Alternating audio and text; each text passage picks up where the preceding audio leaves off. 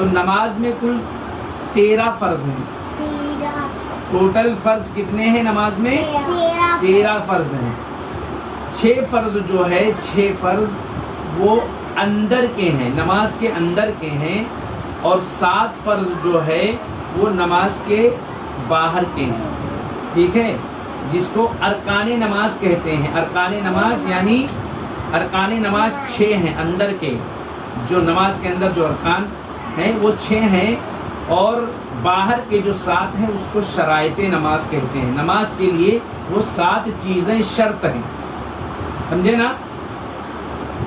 تو ان 13 میں سے ایک بھی چیز اگر چھوٹ جاتی ہے تو ہماری نماز نہیں ہوگی.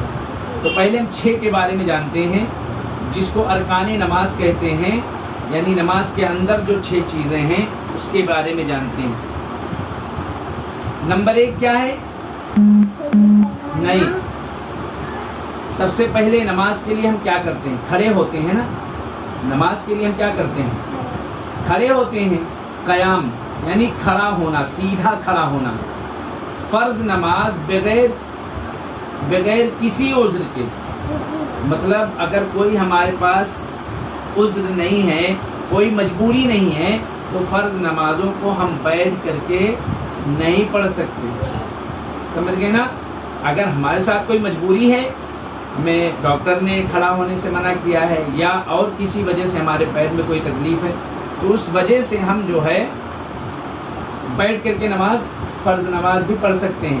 لیکن اگر ہمارے ساتھ کوئی مجبوری نہیں ہے، ہمیں ڈاکٹر نے بھی منع نہیں کیا ہے، ہمارے پیر میں کوئی تکلیف بھی نہیں ہے، اس کے بعد بھی اگر ہم بیٹھ کر کے نماز پڑھتے ہیں تو پھر نماز ہماری ہوگی نہیں. تو نماز کے لیے کھڑا ہونا یعنی قیام کرنا، سمجھے نا؟ قیام یعنی سیدھا کھڑا ہونا، نمبر 1. نمبر 2 کیا ہے؟ تکبیر تحریمہ کہنا. تکبیر تحریمہ مطلب جو سب سے پہلی تکبیر، جیسے ہم کھڑے ہو گئے نماز کے لیے، سیدھا کھڑے ہو گئے، اب اس کے بعد ہم کیا کریں گے؟ اللہ اکبر کہہ کر کے نیت کو باندھیں گے. اللہ اکبر کہہ کر کے ہاتھ کو باندھیں گے، برابر. تو یہ جو پہلی تکبیر ہے اس کو تکبیر تحریمہ کہتے ہیں. سمجھ گئے نا؟ تو نمبر 1 قیام یعنی سیدھا کھڑا ہونا. دوسرے کیا ہے؟ نمبر 2 کیا ہے؟ تکبیر تحریمہ کہنا یعنی پہلی تکبیر کہنا. تو کھڑا ہونا بھی فرض ہے، پہلی تکبیر کہنا بھی فرض ہے. اس کے بعد کیا آتا ہے؟ اس کے بعد ہم کیا کرتے ہیں نماز میں؟ قرات کرتے ہیں. کیا کرتے ہیں؟ قرات کرتے ہیں. سورۃ الفاتحہ پڑھتے ہیں، پھر کوئی سورت ملاتے ہیں ہم اس کے ساتھ میں. سمجھ گئے نا؟ تو قرات کرنا فرض ہے، برابر. اس کے بعد ہم کیا کرتے ہیں؟ جب ہم سورۃ الفاتحہ پڑھ لیتے ہیں، سورۃ الفاتحہ کے بعد ہم کوئی سورہ ملا لیتے ہیں، اس کے بعد ہم کیا کرتے ہیں؟ کہاں جاتے ہیں؟ رکوع میں جاتے ہیں نا. تو رکوع کرنا بھی فرض ہے. نمبر 4 کیا ہے؟ نمبر 3 قرات کرنا، نمبر 4 کیا ہے؟ رکوع کرنا. اور نمبر 5 جو ہے دونوں سجدے کرنا. نمبر 5 کیا ہے؟ دونوں سجدے کرنا. اور نمبر 6 کیا ہے؟ قائد اخیرہ کرنا. قائد اخیرہ یعنی جب ہم نماز اپنی مکمل کرتے ہیں، کمپلیٹ کرتے ہیں، تو لاسٹ میں جو بیٹھتے ہیں نا التحیات کے لیے، التحیات پڑھتے ہیں، درود شریف پڑھتے ہیں، دعائے معصورہ پڑھتے ہیں، تو اس کے لیے جو بیٹھتے ہیں اس کو قائد اخیرہ کہتے ہیں. تو وہ کرنا بھی فرض ہے. سمجھ گئے نا؟ مان لو کوئی آدمی کھڑا ہوا اور اللہ اکبر کہتے نیت باندھا، سورۃ الفاتحہ پڑھا، سورت ملایا، رکوع میں گیا، سجدے میں گیا، اور اس کے بعد پھر واپس کھڑا ہوا دوسری رکعت کے لیے، پھر جو ہے سورۃ الفاتحہ اعوذ باللہ بسم اللہ پڑھا، پھر سورۃ الفاتحہ پڑھا، پھر سورت ملایا، پھر رکوع میں گیا، پھر سجدے میں گیا، اور ڈائریکٹ سجدے میں جا کر کے سلام پھیر دیا، تو اس طریقے سے نماز نہیں ہوتی. قائد اخیرہ، قاعدے میں بیٹھنا فرض ہے. سمجھے نا؟ تو یہ 6 نماز کے اندر 6 چیزیں فرض ہیں.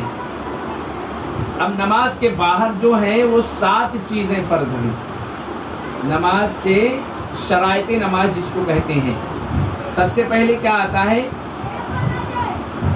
बदन का पाक होना, बदन का यानी बॉडी का पाक होना। क्या? बॉडी, बदन का पाक होना। बदन का मतलब बॉडी का पाक होना। जब बॉडी पाक रहेगी तभी हम नमाज पढ़ सकते हैं। उसके बाद दूसरे नंबर पे आता है कपड़े का पाक होना। हम जो कपड़ा पहने हुए हैं ये हमारा कपड़ा पाक है कि नहीं पाक है?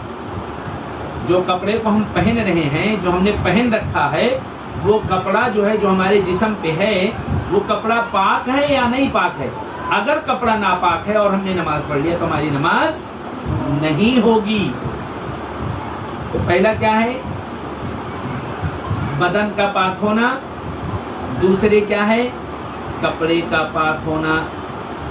तीसरे नंबर पे आता है जगह का पाक होना, यानी जिस जगह पे हम नमाज पढ़ रहे हैं वो जगह पाक है कि नहीं पाक है, ये भी हमें देखना है। समझ गए ना? मिसाल के तौर पे हम किसी जगह पे नमाज पढ़ रहे हैं, वो जगह नापाक है, वो जगह नापाक है और हमने नमाज पढ़ ली, तो हमें नमाज दोहरानी पड़ेगी। अगर हमको पता चल गया कि ये जगह नापाक थी, हमने नमाज पढ़ ली, क्योंकि नापाकी जगह पे हमने नमाज पढ़ा तो नमाज हुई नहीं, क्योंकि मुमकिन है कि वो हमारे जिस्म में ही लग सकता है। तो बदन का पाक होना, कपड़े का पाक होना, जगह का पाक होना। और नंबर 4 क्या है?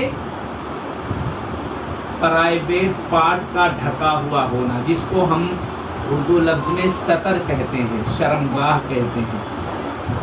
समझ गए ना? शर्मगाह का ढका हुआ होना। अब कोई आदमी एकदम नंगे होकर के, तो उसका भी ढकना फर्ज है। नंबर 4 बदन का, नंबर 1 बदन का पाक होना, दूसरे कपड़े का पाक होना, तीसरे जगह का पाक होना, और चौथे क्या है? शर्मगाह का ढका हुआ होना, यानी प्राइवेट पार्ट का ढका हुआ होना। और नंबर 5 है नमाज का वक्त होना। नमाज का वक्त होना भी फर्ज है, समझें? नमाज का वक्त होना भी फर्ज है, ज़रूरी है। अगर मिसाल के तौर पे फजर की नमाज को हम ज़ोहर में पढ़ेंगे तो हमारी फजर की नमाज अदा होगी, क़ज़ा तो अदा हो जाएगी, लेकिन अगर फ़र्ज़ नमाज को यानी फजर की नमाज को हम अदा करना चाहेंगे तो फजर के टाइम पे ही पढ़ना पड़ेगा हमको। या हम चाहें कि ज़ोहर की नमाज को हम मगरिब की नमाज में पढ़ें, तो मगरिब की नमाज में अगर ज़ोहर की नमाज हम क़ज़ा तो कर सकते हैं लेकिन अदा नहीं होगी। तो इससे पता चला कि नमाज का वक्त होना भी फ़र्ज़ है, वो भी ज़रूरी है। बगैर नमाज के वक्त हुए हम कोई भी नमाज नहीं पढ़ सकते। ये 5 नंबर हो गए। और 6 नंबर क्या है? 6 नंबर है कि मुंह जो है हमारा किस तरफ होना चाहिए? किबले की तरफ, काबे की तरफ हमारा मुंह होना चाहिए। नंबर 6 क्या है? हमारा मुंह कहाँ होना चाहिए? काबे की तरफ, किबले की तरफ। हाँ, हम नमाज किस तरफ? हम हिंदुस्तान में रहते हैं, इंडिया में रहते हैं, तो इंडिया में हम किस तरफ मुंह करके नमाज पढ़ते हैं? पश्चिम की तरफ। किस तरफ मुंह करके नमाज पढ़ते हैं? पश्चिम की तरफ। पश्चिम यानी पश्चिम की तरफ ही किबला है। काबा, बैतुल्लाह, अल्लाह का जो मेन घर है बैतुल्लाह, वो कहाँ है? मक्का में है। मक्का में, समझे ना? उस तरफ हम मुंह करके नमाज पढ़ते हैं। समझ गए ना? क्या समझे? अव्वल बदन का पाक होना, दूसरे कपड़े का पाक होना, तीसरे जगह का पाक होना, चौथे शर्मगाह का ढका हुआ होना, यानी प्राइवेट पार्ट का ढका हुआ होना, और 5वें नमाज का वक्त होना, छठे किबला की तरफ मुंह करना, और 7वें जो है नियत करना। ये हमारे इरादे में, हमारे नियत में ये बात होनी चाहिए کہ ہم کون سی نماز پڑھنے جا رہے ہیں. مثال کے طور پہ مغرب کا ٹائم ہے اور ہم تہجد کی نماز کی نیت کر کے بیٹھے ہیں، تو نماز ہماری ہوگی. جو ٹائم کی نماز، جس وقت کی نماز ہم پڑھنے جا رہے ہیں، وہ ہمارے ارادے میں ہونی چاہیے کہ ہم کون سی وقت کی نماز پڑھنے جا رہے ہیں، یہ ہمارے علم میں ہونی چاہیے. ٹھیک ہے؟ تو یہ کل ملا کر کے 13 فرض ہم نے بتائے، 6 اندر کے 7 باہر کے. ارکان نماز یعنی 6، شرائط نماز جو ہے 7. سمجھ گئے نا؟ تو یہ اس کو انشاءاللہ یاد کرو، اور یاد کرنے کے بعد پھر واپس سے میں انشاءاللہ آپ لوگوں سے سنتا ہوں. مین کیا ہے، ہمارا وضو صحیح ہو جائے، ہم غسل کرنے کا طریقہ ہمیں آ جائے، پھر ہماری نماز صحیح ہو جائے گی. سمجھ گئے نا انشاءاللہ. اور قرآن کے لیے تو ہم محنت کر ہی رہے ہیں کہ ہمارا قرآن تجوید کے ساتھ آپ لوگوں کو پڑھنا کیسے آ جائے. تو انشاءاللہ بہت جلد آپ لوگوں کو بھی آ جائے گا. ٹھیک ہے؟ تو انشاءاللہ محنت کریں گے اور اس کو یاد کریں گے. تو ناظرین، ویڈیو کو اب ہم ختم کرتے ہیں اور آخر میں اللہ تعالیٰ سے دعا کرتے ہیں کہ باری تعالیٰ ہماری اس چھوٹی سی کوشش کو اپنی بارگاہ میں قبول فرما.